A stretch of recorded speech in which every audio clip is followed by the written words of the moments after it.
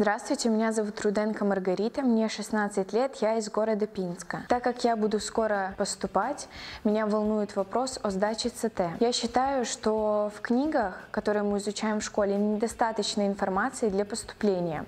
Конкретно говоря, для сдачи ЦТ. Как известно, в книгах только 30% того, что нам понадобится.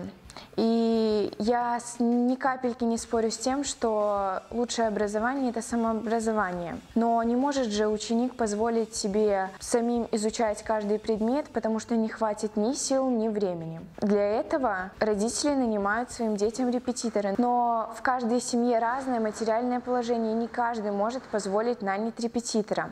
Следовательно, дети, я бы сказала, даже не могут, хотя очень хотят поступить в высшее учебное заведение. Я думаю, что дети с 5 класса должны выбирать свои профили, а в 10 классе изучать уже те предметы, которые будут сдавать на ЦТ.